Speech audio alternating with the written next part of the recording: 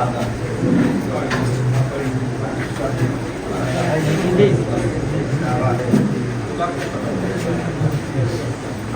আলাইকুম ওয়া রাহমাতুল্লাহি ওয়া বারাকাতুহু। ওয়া আলাইকুম আসসালাম ওয়া রাহমাতুল্লাহি ওয়া বারাকাতুহু। ভাইরা আপনারা কেমন আছেন? আলহামদুলিল্লাহ। বুঝতে পারা অসুবিধা হয়েছে? কিছু ভাই তো কিছু না এসেছি যাওয়ার দরকার ছিল। বাইরে চেয়ার আছে, বাইরে বসছে। আলহামদুলিল্লাহ আলহামদুলিল্লাহ রাব্বিল আলামিন। আসসালাতু ওয়াসসালামু আলা রাসূলিল কারীম আম্মা বা'দ। বাংলাদেশ জামাত ইসলামী নদরা ইউনিয়নের অফিস উদ্বোধন উপলক্ষে আয়োজিত আজকের এই সমাবেশে সম্মানিত সভাপতি উপস্থিত আছেন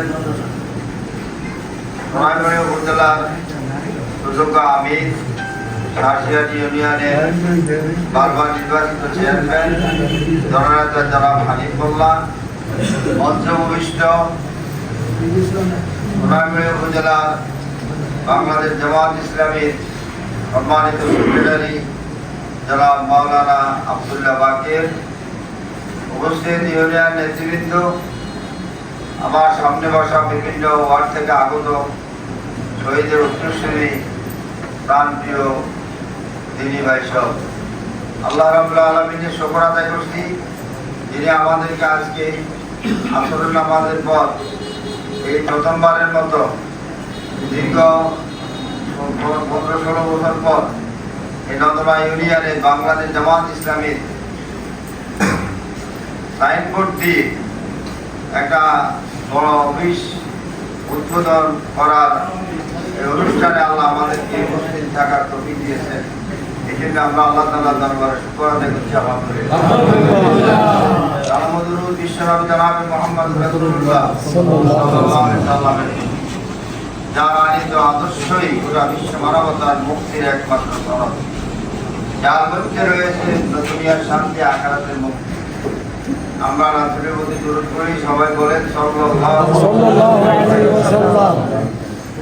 মাগফিরাত কামনা করছি শহীদ নেতৃবৃন্দ এবং আগর শিক্ষক যে সমস্ত ছাত্র যুবকেরা শাহাদাত বরণ করেছেন, যাদের রক্তের বিনিময়ে আমরা এই ময়দানে জনগণের পাশে থাকি।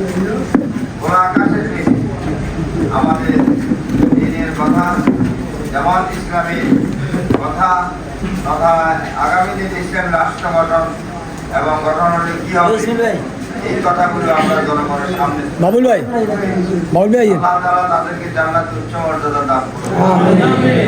প্রিয় ভাইরা, ইতিমধ্যে আমাদের নেতৃবৃন্দ বিভিন্ন বিষয়ে আপনাদের উদ্দেশ্যে দিক নির্দেশনার কথা বলেছেন এবং আমাদের করণীয় সেটাও বলেছেন।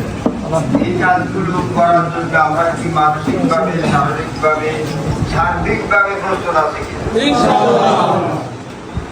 কারণ সূরা আনফালের মধ্যে আল্লাহ তাআলা বলছেন ইয়া আইয়ুহাল্লাযিনা ইয়া আইয়ুহান নাবী হারিজিল মুমিনিনা আলাল কিতাল। নবীকে আল্লাহ তাআলা নির্দেশ দিচ্ছেন, হে নবী আপনি মুমিনদেরকে উৎসাহিত করুন যুদ্ধের জন্য। কিসের জন্য? যুদ্ধের জন্য। যুদ্ধের জন্য। তাই সামনে আমাদের যে যুদ্ধ, যে জিহাদ, এটা শুধুমাত্র নির্বাচন নয়, হক এবং বাতিলের পার্থক্যের নির্বাচন। ঠিক কিনা বলেন? হয় ইসলাম টিকবে না বাতিল টিকবে। কিন্তু আমরা 95% মুসলমানের রাষ্ট্রে মুসলমান থাকতে আমরা ইসলামকে বিজয় করে ছাড়বো ইনশাআল্লাহ। ইন তানসুরুল্লাহ ইয়ানসুরুকুম। আল্লাহ বলছেন তোমরা যদি আল্লাহকে সাহায্য করো তাহলে আল্লাহ তোমাদেরকে সাহায্য করবেন এবং তোমরা ছাড়া আর কেউ বিজয় অর্জন করতে পারবে না। সেই বিজয়ের টার্গেটেই জামাত ইসলামী এবার নির্বাচনে অংশগ্রহণ করছে। জানেন তো আপনারা, এবার অতীতে আমাদের নির্বাচন অংশগ্রহণ ছিল নির্বাচনে অংশগ্রহণমূলক, আর এবার হচ্ছে আমরা সরকার গঠন করবো ইনশাআল্লাহ। কি আপনারা একমত কিনা? সম্মানিত ভাইরা, তাই প্রথম দিকে গণদোয়া সৃষ্টি হয়েছে। আমি যেখানে যাচ্ছি সেখানে সংখ্যা 95% মানুষ বলছে আমরা আমাদের সিদ্ধান্ত নিয়েছি আমরা এবার দাঁড়িয়ে পাল্লা করতে। আপনি আপনার কাজ চালিয়ে যান, আপনি সামনে আগান, আমরা কিন্তু আগেই সিদ্ধান্ত নিয়ে ফেলছি। অতএব বোঝা গেল এবার ইসলামের পক্ষে, দাঁড়িপাল্লার পক্ষে নারী, পুরুষ, শ্রমিক সকল শ্রেণীর মানুষ, পেশাজীবী মানুষ সরকার থেকে গণদোয়া সৃষ্টি হয়েছে। এই গণদোয়াকে কি আমরা ধরে রাখতে চাই?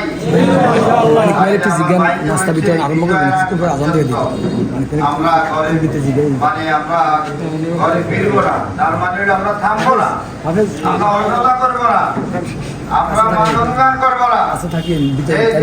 যার অবস্থান থেকে আমরা ময়দানে নামবো ইনশাআল্লাহ।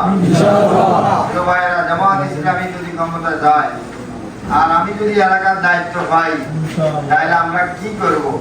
এই কথাগুলো জনগণের কাছে পৌঁছানো দরকার আছে কি? আমাদের আমিরে জামাতের বক্তব্য তো আপনারা সবাই জানেন যে আমরা একটা মানবিক বাংলাদেশ গড়ব, যেখানে কোনো বৈষম্য থাকবে না। আর বৈষম্য দূর করতে হইলে কোরআন এবং সুন্নাহ ছাড়া, সুন্নাহর আইন ছাড়া সম্ভব নয়। আমরা বিগত 54 বছর দেখেছি বৈষম্য দূর করা সম্ভব হয় না। যারাই ক্ষমতায় গিয়েছে তারাই তাদের স্বার্থ হাসিল করেছে, তারা এই দেশের টাকা চুরি করেছে, এই দেশের টাকা পাচার করেছে, তারা মানুষ ক্ষমতা টিকিয়ে থাকার জন্য মানুষকে খুন, গুম সব কিছু করেছে। ঠিক কিনা বলে? তাই জামাত ইসলামী ন্যায্যতার ভিত্তিতে কোরআন সুন্নাহর আলোকে এমন একটা সমাজ কায়েম করতে চায় যে সমাজের মধ্যে ধনী, দরিদ্র, কৃষক, শ্রমিক, শিক্ষক, শিক্ষিত, অশিক্ষিত, যুবক, সর্ব শ্রেণীর মানুষ তার ন্যায্য অধিকার ফিরে পাবে।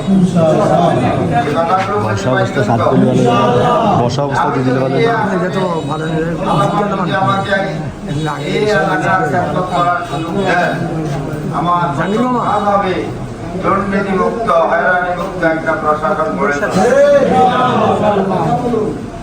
এরপরে মাদক মুক্ত সমাজ, মাদক মুক্ত যুব সমাজ গড়ে তুলব। যুব সমাজ মাদকের কাছে আর যাবে না, তাদের কর্মসংস্থানের ব্যবস্থা হবে। সন্ত্রাস মুক্ত, সাদাবাজ মুক্ত একটি সমাজ, সাক্ষীর সোনামণি গড়ে তুলব ইনশাআল্লাহ।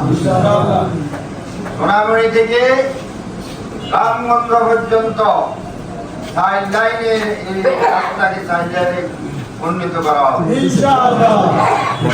পাশাপাশি আমাদের বিদেশে যে সমস্ত ভাইরা আছেন, রেমিটেন্স যোদ্ধা, তাদের সম্মান মর্যাদা রক্ষা করা হবে এবং তাদের বাড়ির ধন সম্পদ পরিবারকে সুরক্ষা দেওয়া হবে।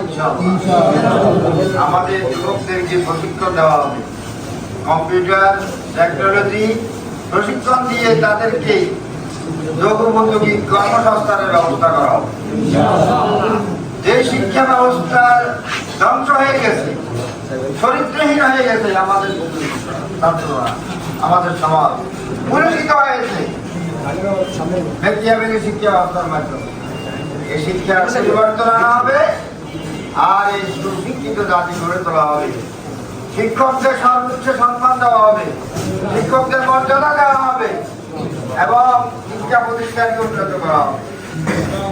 গ্রামে গঞ্জে অনুন্নত রাস্তাঘাট, গোল কারবার